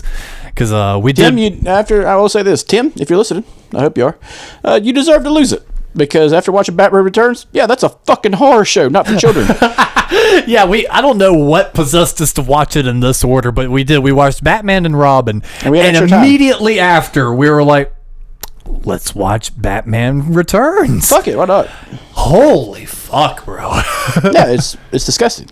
Yeah, so we'll talk about that on another episode. We might delay that one some and talk about the first Batman movie first, and then talk about that nightmare fuel of a fucking movie. When we review Batman Returns, but this Catwoman keeps that motherfucking thing on her because that bitch had a gun strapped to her fucking leg the whole goddamn time. Yeah, she did. Smart bitch. But Batman and Robin opens with another cheesy intro scene. Villain intro. Yes, Mr. Freeze has left a string of jewel thieves in his wake. During a confrontation at the Natural History Museum, Steel Freeze a large fucking diamond. Yes. In which we saw the size of a softball. That was like the fucking gem in Sonic. Yeah. That's what that looked like, one of those gems, or like the fucking Sims. Yeah. It's a giant fake diamond. Yeah. And flees Batman and Robin unable to run after him, but then later on learn that Freeze, originally Dr. Victor Fries. Yeah. Freeze. Was Fries. It's spelled Fries, but it's Freeze. Sorry, all that made me lose my place. Yeah, he's robbing the bank. Yeah. Natural History Museum. He's robbing them and stealing all their fucking jewels. Here we go. He's working to develop a cure for a known disease called McGregor syndrome, which is his wife Nora is terminally ill with. After a lab accident, Freeze was rendered unable to live in average temperatures and forced to wear a cryogenic suit powered by diamonds for survival. So that suit, the diamond, was going to help power that suit. Yeah. So like his suit is powered by lasers that hit the diamonds that keep the suit cool. His wife, this is kind of a pull from the old animated series. This made him not hateable, but someone who does. I explained to it last time. Batman villains are Bruce Wayne, who just took another fucking route. Okay, if Alfred was sick and Bruce Wayne wasn't Batman, he'd become a villain to keep Alfred alive. Same fucking situation. It just happens they're meeting at a different time in their lives. But no, Victor Freeze is my favorite Batman villain of all time. He's the best fucking Batman villain to me because he's a super villain. That's what he is. He's super powered, but he's kind of justified in the way what he's doing to cure the one he loves. And Batman has the hardest time fighting him. And Kevin Conroy, Mark Hamill, and all them, they all do great jobs at the voices and kind of emulating that. when they're talking to Victor Freeze in the animated series and in video games. What I loved is like they gave him that super suit in the Arkham series as well. Before that, it was just kind of like a regular suit with a bulb on top of it, because the animated series, he's kind of scary. Oh yeah, the little glowing red eyes and shit. His eyes are red. But in the video games, he's got this massive super suit and a gun, and it kind of makes it that Arnold-esque, but it's still the smart way to do Victor Freeze. This is one reason I really love this movie, is because he is my favorite villain, but it's also Arnold Schwarzenegger played him. Yes! This over-the-top Austrian man. And almost every time the camera cuts away and cuts back to him, he has some cold pun. What's weird is this movie contains 3 villains. Okay, we have Freeze, Poison Ivy, and Bane. The casting director should have been shot, because Arnold could have just played Bane. Because he still had it. He still was working out. You know, he still was big. God damn it, dude. I think I remember hearing something about he was only going to accept a role that they could see his face in. Yeah, that's usually how Arnold is anyway. Arnold never wears a mask almost. Yeah. Even in like Total Recall, he had this fake mask made, and he's only wearing it for like 3 minutes. And then we cut back to Wayne Enterprises in Brazil, where Pamela Isley is working under a deranged Jason Woodrue, who has turned her research on plants into a super soldier drug called Venom, which is where we get introduced to the Bane character. And that transformation scene was uber late 90s, because this came out in June 12th, 97. Man, goofy as fuck. The CGI on that, it was like the fucking, it was like the mask. Yeah, like that, or Flubber. Yes. Yeah, it looked like Flubber. What's weird is this, like, Uma Thurman. Uma Thurman is a great actress. She weird portrayal. Yeah. What's great is her portrayal at the beginning of the movie is very, very good. Yes. As a woman who's like, oh my God, what have I got myself into? I need to escape, and then it's just this weird immediate turn, a weird seductress murderer, and it's just like that does not fit her at all, because like when she's like in like Kill Bill, she's that constantly.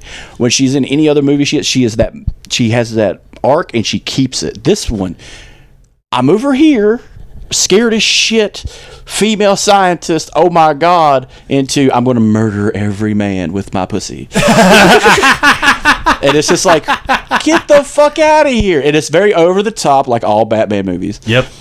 But this one was fantastic. Yeah, and all that happened was she got some poison dumped on her. Yeah, so like a guy beats her down, and the chemicals eat into the ground, and she supposedly dissolves with the plants and chemicals she made. I will say this, the guy that plays the scientist had a big role in Smallville as Lex Luthor's father, so he stayed the course with DC for a very long time, which I kind of appreciate. Yeah. God bless his soul. But no, we get the reborn. She becomes reborn out of the ground. And Poison Ivy is always a weird character to kind of do, because she's like a Swamp Thing character whose power is plants. Yeah. But hers is poison. But we get a little backstory of her mixing plants and animals together to make them more, help them survive. That was her goal, to make plants survive better, to give them venomous attributes, make them more poisonous, give them snake-like qualities and stuff. Some of the stuff we saw in the animated series, just like giant fucking snake flowers who were just attacking Batman, and she was just trying to fuck him the whole time. But she tried to do the same thing here. Like, give him the venomous kiss. What would have been cool was if she had like a giant flower snake at some point. That would have been metal as fuck. Well, Batman had a giant trouser snake. So. Yeah, well, he's got the Batman card. You could tell right then. It's just like that's where George Clooney's like, I'm done. I'm fucking done. I have the Bat credit card. Never leave the home with that. And meanwhile, we also get introduced to Alfred Pennyworth's niece, Barbara Wilson, and she winds up crashing at Wayne Manor, and you can tell Robin wants a piece of that thing. Well, this is another thing. This is kind of an original character that come for the movies. They did not go with Barbara Gordon. Yep. I noticed that. This was an original kind of write-up, which it kind of works because it keeps it within like the familiarity of the Bat family, of the Waynes and Alfred and stuff. It's fine. My only problem was Alfred is her uncle. Yes. Alfred is easily 90 years old. Her mother. Oh, let's say they're full-blooded siblings. Her mother had to be at least 30 years his junior. So the mom, in the span of 30 years, gave birth to children, which is insane. That is fucking insane. Because we find out that Alfred has a brother he's been trying to find because he's worried that he's going to die, and George Clooney's going to need a new butler who's on par with him. So he's looking for his brother, who probably is a butler for some rich crime-fighting criminal, like vigilante. But we don't get any of that. No. We get, however, this weird ageless situation where she just pops up and she's no older than 21. Yeah. Just out of fucking nowhere. No older than 21. Just something for throbbing to be throbbing over. Yeah, and this is Alicia Silverstone. This is the Alicia Silverstone, 90s hot piece of ass in movies. And what a fucking pull. Oh, yeah. But, I get it. I guess she didn't want to do a Barbara Gordon either because her dad would have been Commissioner Gordon, that weird dumpy dude who's in all the Batman movies. And then, so after all that, Wayne Enterprises presents a new telescope to the Gotham Observatory at a press conference, then interrupted by Poison Ivy.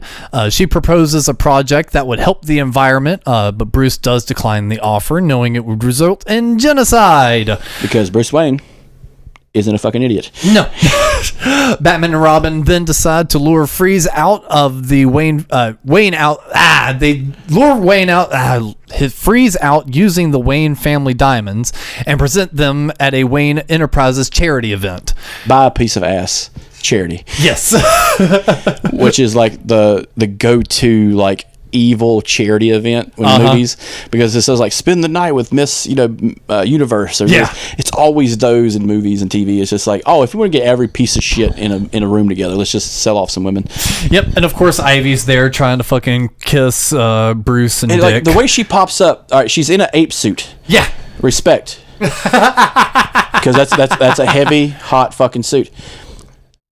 See, somehow aerosols everyone with that love potion bullshit. Yes. And at some point, they learn choreography in their brains together in a mass hallucination event where they all learn choreography to glide her fucking green ass down. Yes. And let her slowly remove her costume. It just hit on Batman and Robin. Oh yeah, and they are falling head over heels for it too. That's when the Bat card comes out. Yeah. Well, we got that old guy, $1 million. And it's just yeah, man, fucking spend that money. And Batman's like, fuck you, $2 million. Yeah. He's like, you don't have that kind of. Basically, called Robin a bitch in front of God and everybody. Yeah. He's like, you don't have that kind of money. I'll just borrow it from you. It's just what a. You guys are letting your identity slide way too quickly, because what are two guys, one's rich and has a younger person living with him who's not rich, but he'd gladly give him money in the all community that is Gotham. Oh, wait, there's a rich guy on the hill over there with a young guy who has a shit ton of money. Who can buy bitches. Well, I mean, clearly in this Gotham universe, everyone is deaf. Yes. Because in previous movie we had Bruce Batman. Huh? I'm Batman. Didn't hear a goddamn thing. Yeah.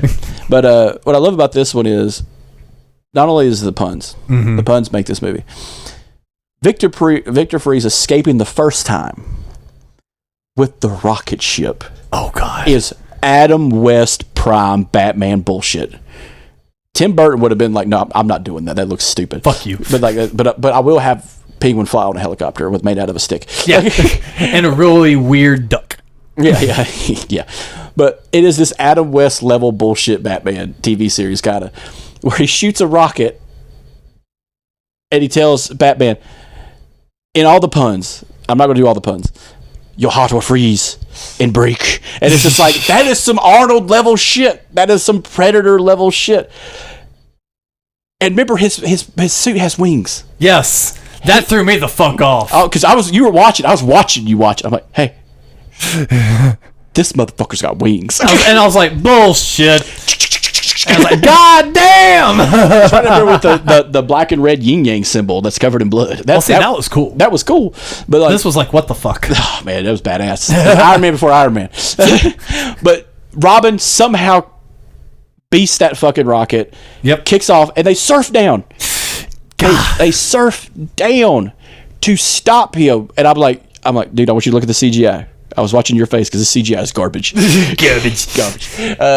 But they literally air surf down with no clamps on. No. And take his ass down after they steal all the fucking the Wayne jewels. In the beginning. Oh, God damn it, that is hilarious. That is an opener. And another thing is, like, his car, you see his car for the first time in the beginning. His chariot thing. Yeah. It's an old, like, henchman's car, it looks like. And it's got fucking ice spikes sticking out of it. I'm just like, that is not safe at all for the henchmen. Now, all the henchmen have to know ice skating. They also have to be previous hockey players, and they have to have a criminal background. Yes. That's hard. That's hard to do. But hey, Gotham's big enough. He was able to work it out. I guess. Do you think maybe there's a training facility where it's like, okay, I think you use ice skates? I think there's a training facility for henchmen. Who runs that? I don't know. Well, what Gotham rogue would be the one training all the henchmen? Probably Two-Face, just because remember his henchmen were very like color coordinated. They had neon guns, and that was another thing. The light up guns. You know, everybody's like form fitted to their villain.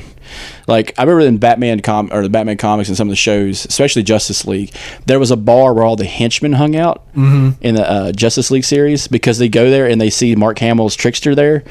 And like this one guy's gonna beat the dog shit out of him in front of everybody, and the Flash is like, no, wait. He's kind of a sad guy. Let me talk to him. And it's Mark Hamill as Trickster. It's Mark Hamill as Trickster saying, "Man, I'm sorry, man. I'm sorry, Barry." And it's okay, Walter. It's okay. Just tell me where you put the bombs. He's like, "Oh, I put them on 5th Street, blah, blah, blah." And it's like, that's how they resolved it. Yeah. In the Justice League universe. I'm just like, this is where this exists. There's a Two-Face henchman sitting next to a Victor Freeze henchman talking about this new green bitch and her big fucking burly guy. And he's like, you know, that guy doesn't talk at all. I saw him at Duncan the other day. He didn't say anything. What an ass. I love how all of Bane's lines are, Birdie. Yeah, he doesn't talk. Tom Hardy ruined it by talking. Bitch. Now I just want to see a redub of that movie with Tom Hardy's voice. Oh, ADR Tom Hardy's voice in this movie? Yes. I am not the bat. I was born in the dark. Let's go, Bane. Okay. Not even that. It's like, let's go, Bane. Do you think you have control over me? And just fade away.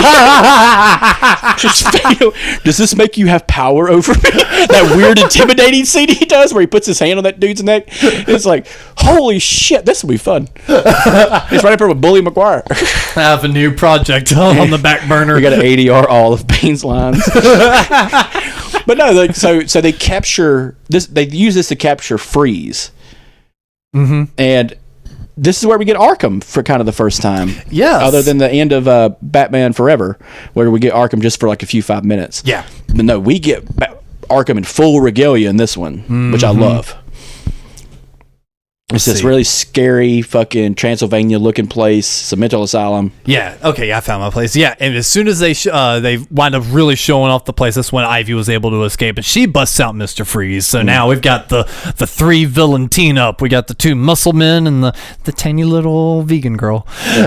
I've seen where this porno goes. Yeah. But it's just like we got the masked dude in the gimp suit. Yeah. And we got the puns. Arnold the puns, Freeze. And Uma Thurman. And then a little side plot starts happening where Dick discovers that Barbara's been performing in not performing but actually racing in drag races, 2 very different type of drag races. Yeah. But she was actually in cars, not behind makeup. Yeah, so she's to help raise money for Alfred. Yeah, she wants to buy Alfred out, like he's a slave, but he's not. He's not a fucking slave. But they're in a motorcycle race, much like Robin was in Batman Forever. Yeah. But this one, we have Coolio. Yes. Coolio's back, and we also get some of our neon assholes back again, which I love. The neon assholes. They come a little bit later, but this is a variation of them on the motorcycles. And it's basically like that weird like racing trope where it's just like, oh, the new person's here. Fuck him, let's kill him. It's like, what the fuck? Like he's new. He's literally brand fucking new. Exactly. Let's kill him. Yeah. And we end up getting this cool fucking like race scene for the time, right up there with Fast and Furious, right before it came out, and She goes over the wall, and this goes back to the construction of Gotham. The giant monolithic statues of men, of these Atlas motherfuckers holding up buildings and shit. Yeah. Who's in charge of infrastructure? Has to be Wayne. But like, the person who in charge of designing has to be like this Greek sculptor guy, and it's like, yeah, we could do a regular bridge, but what if we had three? However, what if we had two giant statues of men holding the bridge up? That's more expensive. One can look like you, Thomas. Yeah, but what if we had like a bunch of buff, half-naked dudes holding buildings up and shit? Dude, I don't get it, man. Like, I don't get your aesthetic. This place looks like hell froze over, okay? That is the aesthetic. Hell froze over. We don't want giant statue. Can you imagine you live in this Gotham, and you wake up every morning, you open your curtains, and there's a giant 500-foot statue looking you dead in the goddamn face, and on its back is a fucking like subway line, and like its right hand on a building. Could you imagine how horrific your life would be? You might want to be a henchman. That'd be pretty fucking metal. Now imagine you're about 40 feet down near the waist, and it's just a metal dick. That's It's extra shiny, like all those bronze this statues. apartment's only $300 a month though. Yeah, you got the scenic dick view. Oh, another thing is like we do see a lot of like where people live. Gotham is a shit hole. It is a terrible place to live, even if you're a henchman. Because we saw Enigma's house. He lived in an attic above a chemical plant with a shit ton of Nintendo stuff around him. Yeah, he looked like he cleaned out a Radio Shack right before liquidation sale. And it's like, wait, Ivy is in like this like dirt area. She's in a rundown church. That's what it is. With the pastel fucking neon green guys. It's like, that guy was weird as fuck because in the previous movie he got his ass kicked, and now they're just like, who's this green bitch and her big friend? I guess we have to listen to her. Who does that? Pretty, and it's just like, that's so fucking weird. Yeah, that is rapey as fuck, dude. Well, she's eating it up. Oh, she's eating it up because she murdered them. She murdered all those dudes, and it's a defunct church. Yeah, Wayne. Instead of building a new Batmobile with neon lights and plastic fucking wings, how about bring Jesus back to this town? How about building an apartment complex that doesn't blow the fuck up because a giant 500-foot statue man fell on it? Yeah. You dick. And Ivy also discovers the cryogenic chamber that Freeze has been using to hold his wife, and she gets a little weirded out. Yeah, so Batman and Robin go after them, and we end up seeing his hideout in full regalia. Okay. Ultimate late 90s excellence. Treats his henchmen like shit, makes them sing. But this is the evilness of this Poison Ivy. She pulls the plug on Freeze's wife and blames the Batman. Yep. She almost gets the drop on both of them because Bane is fighting Batman, Robin is being seduced, and they both come out of it, and they both end up being murdered, almost. Meanwhile, Alfred has gone to shit. Yeah, he's getting bad. But we get a lot of exposition from Batman when they find Nora's thing or her pod or whatever. He's like, oh, look, he found a cure for stage 1. He just hasn't a cure for stage 4 yet. So he was close. Yeah. And so we find out through exhibition later on that they put Nora in a safer spot. She's not dead, which is a thing that happens at the end. But what I love is his fucking suit. Because he gets a fucking better suit now, and it's all chromed out. It's chromed out metal as fuck. I got a Funko of it, but he's got like these little diamonds that he's crushed up into the fucking suit to power it up, and like it's a lot of practical effects with the little I forget what's that telescoping lens that opens up and closes, and it's like these guys would have been awesome if like they did an Iron Man in the 90s because they would have they really would have put it together.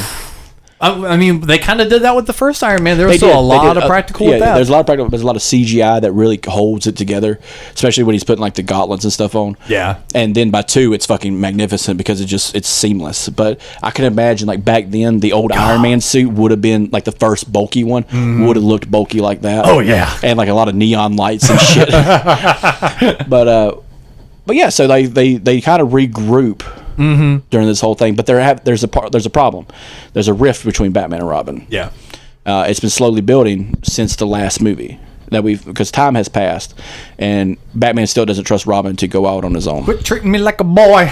I'm not your boy. I'm the Robin. Shut the fuck up, fam. Just pop him one. But like, it kind of reminds me of that problem. Like, we're not seeing enough of that, of why he's talking to him like that. Like in Batman Forever, when we did it, Robin saves Batman, and then he's getting hemmed up, and he's yelling at Robin. It's like, it was fucking dangerous. It's like, where was it dangerous? He just ziplined down and saved you. Yeah. Did we miss something? He saved your ass. How many scenes did y'all cut out to make it look dangerous for him to just been like rappel down? Yeah. Okay, like somebody fucked up. And could have cut that line too if we're at it. because like it would have been cool, because we only see Robin fuck up really once in the whole movie, and it's when he lunges at Freeze and he freezes him on the spot. Yeah. And that's the only time we really see him fuck up. Everything else, he's clutch. Like he saved Barbara from falling off a fucking giant hand. But you know, he's been pulling through the whole time. He didn't get murdered by Poison Ivy. That's fucking impressive. He didn't fuck Poison Ivy. Yeah. Talk about poison lips. But we get an argument with both of them that kind of brings Barbara into it. Yeah. Barbara kind of lets her intentions show. I don't want my Uncle Alfred being a slave to you guys. And literally, they tell her, he's our family, bitch. Like, calm down. Yeah. It's not that he's forced to be here. My parents died, and he's been living comfortably here with me because he raised me. Yeah. You fucking bitch. And he makes a mean burger. He kept this orphan around. Another thing we don't see, his dogs. They keep bringing the dogs up. Yeah. Never see the hounds. Because I remember in Batman Beyond, his dog was the shit. Bruce Wayne's dog in Batman Beyond was the shit. Well, he would just been a little puppy around that time. Yeah, that's fine.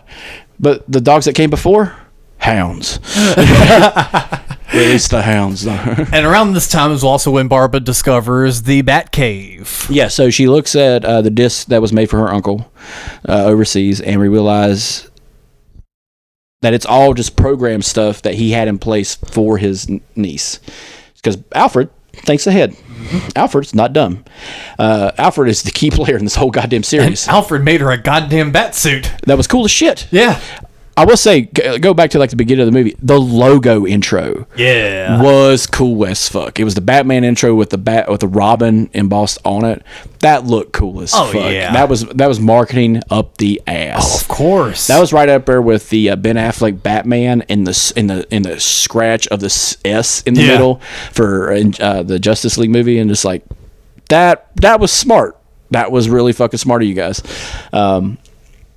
But yeah, they get a cool ass suit, and they decide to go full tilt because now Mr. Freeze hates Batman because Uma Thurman said, "Oh, he murdered your icicle wife," and they decide to use the telescope to freeze the city. Yes, which their plans don't really align. No, not really, because he wants to freeze the Earth, and she wants to bring back plants. Those two things are not cohesive. So I thought about that. I remember thinking that too when I was watching it, and I feel like there was a line that Freeze said that's something like, "We will create the second ice age, and then bring new life to the world," or something like that. Like there was some line that made it seem like we're going to destroy everything with me and then rebuild it in our image using you. And that's going to be really hard where everything's covered in fucking ice forever, you piece of shit.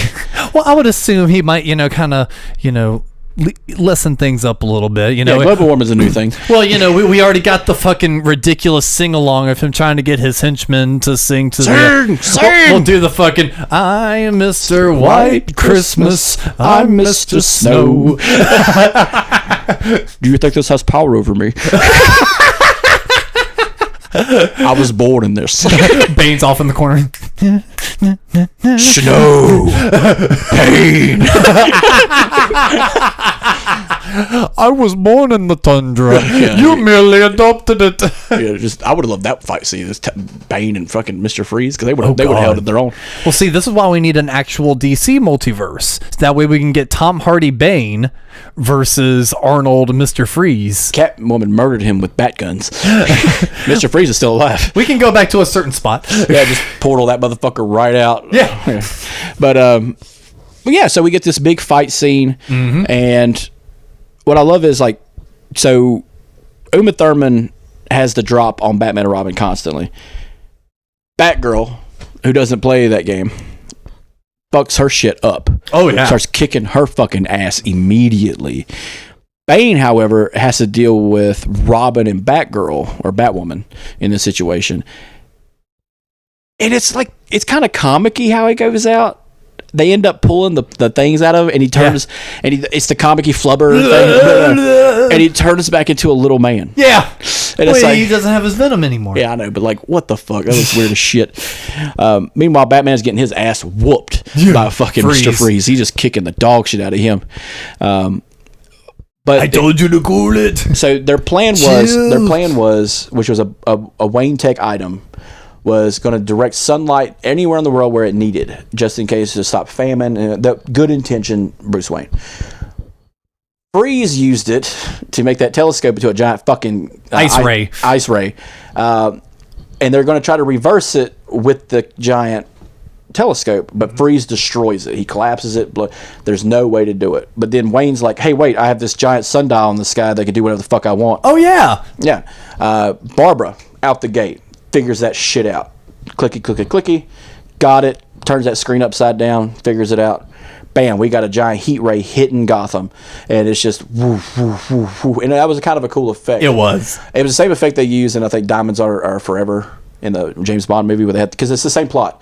A giant satellite that uses the sun's rays as a laser. Yeah. It's the same fucking plot line. Terrible movie. But great science thing. Just move the sun rays to anywhere around the world whenever you need it. But yeah, they end up saving the day. But Batman does one thing he hasn't really done, is he confronts the villain at the end and says, look, your wife is still alive. I'm asking you to help me. Because see, that's the thing I liked about it, was he reaches out to the villain who he's understandably a bad guy for a reason. But Batman sees past that and says, I will help you find a cure for McGregor syndrome. Just give me the cure for stage 1. And bam, right there. That's what made it a decent movie for me. Right. Because all the other ones, Jack Nicholson, bam, dead. Fucking Cobblepot, dead. Fucking Michelle Pfeiffer, electrocuted to death. Two-Face, thrown down a well. Thrown down a well like an asshole. And like, what happened in Enigma? They fried his brain. Yeah. They gave him a bad case of autism, and now he can't just stop yelling, he's Batman every day. He eats breakfast, he's Batman. Eats lunch, he's Batman. Dinner? Batman. See, now he's got a touch of autism, and he ain't no shit. No. Yeah. But no, Victor Freeze is still important to the story because he saved Alfred's life. Yeah. And we get the scene, which I thought was really cool. It's the blue liquid goes into the IV. Yeah. And it slowly goes into the IV, and the whole room kind of glows blue because of it. And I'm like, that is some badass lighting effects. Yeah. I don't know why the X-Men theme always wants to pop in my head when I'm watching these movies, but it does. But that's what should have popped up. But what we get is the ending of Uma Thurman's character, because now she is in Arkham and she's pulled out a flower, love me do, love me not. And then we see in full regalia Victor Freeze in his armor. You have a new cellmate, and it's going to be a long, cold sentence. And it's just like, yes! One more fucking pun. And you're sitting here going, what's the implication of that? He probably murdered her. Or at least beat the shit out of her every day. Unfortunately, let's go with those options, because there was a bit of seduction in that voice as well. Yeah, prison rapey is the term. A little, yeah, just a touch. I will say, very progressive for Arkham to have co-ed fucking cells. Yeah, right. Very progressive. But no, it ends with them running in the silhouette coming out. Triple. Great fucking look. And you could tell like they wanted to do a third one because of that. But god damn, what kind of clusterfuck that would have been. That would have been a badass Ra's al Ghul movie. Yeah. if they introduced it that way. And we didn't talk about this with the other ones, but since I just had the Wikipedia page up, budget was 125 to 160 million. Box office was 238 million. So it's made this money. Yeah, well, so if a success is doubled, a hit is more than that. So they at least doubled their money. So I would assume accounting for promotion and stuff like that, because it doesn't have the promotion budget in here as well. They probably broke even on this movie. Well, not just that. It was toys, comics. They made a shit ton off those. Yeah. Because I remember the McDonald's toys alone were fucking... That was back when McDonald's toys were still kicking ass. Yeah. And so... Yeah, it was everywhere. Let's see. Trading cards produced by Fleer and Skybox. See, video game tie-in that came out for the PlayStation. Yep. Oh god, that was an Acclaim game. Ooh, that was bad then. Oh, it tries to say Probe Entertainment, but no, that's Acclaim. Yeah. Yeah, mixed to mixed reviews. Yeah, there it is. Because the Batman Forever had a SNES game. Right. Yeah, so this was definitely an interesting movie, to say the very least. It's one of my favorites. Oh man, the accolades are only Raspberry and Bad Movie Awards. Good. Let's see. For Raspberry, it won Worst Supporting Actress for Alicia Silverstone.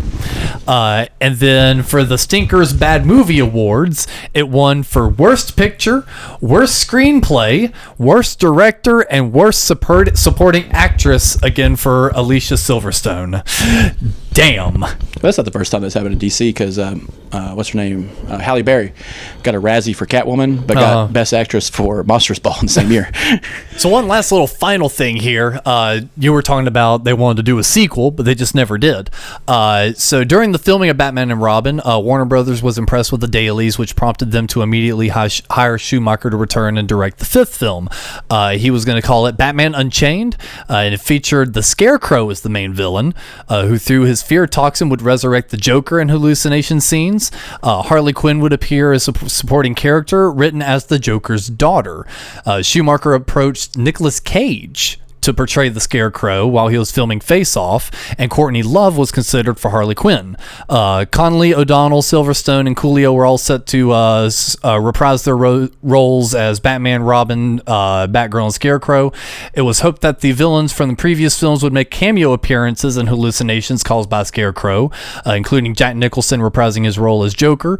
But following the poor critical and financial reception of Batman and Robin, Clooney vowed to never reprise this role, and Warner Brothers canceled any future Batman films, including Schumacher's planned Batman Unchained.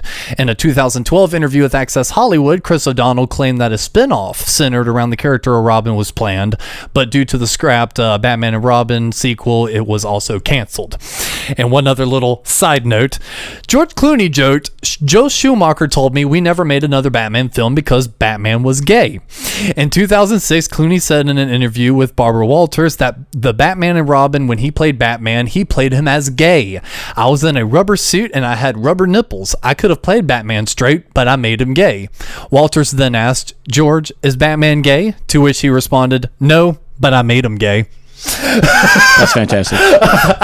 That's fantastic. So I figured that was a nice little way to round off that episode. Can you imagine Nick Cage as the fucking Scarecrow? That would have been the shit. Right? With Schumacher's take of everything being so neon and nutty, Nicolas Cage in that world, oh. Can you imagine if they just took it away from Schumacher and just gave Michael Keaton a shit ton of money against Nicolas Cage? How awesome that fucking movie would have been. Because unhinged Nick Cage in the 90s was the shit. Yeah. Face Off, Con Air. Michael Keaton had just did Desperate Measures with Andy Garcia, where he was a villain. Yeah. Fuck, dude, that dude was fucking nuts in that movie. That was a badass movie. And then he did like Multiplicity, like right after that, which is a funny ass fucking comedy. Nick Cage is in some new movie where he dyed his hair red. Who knows? Maybe he's the new Chucky. I don't know. I want to see it though, because any movie where Nick Cage is going full method and dyeing his hair, it's got to be nutty. Yeah, well, Renfield was funny.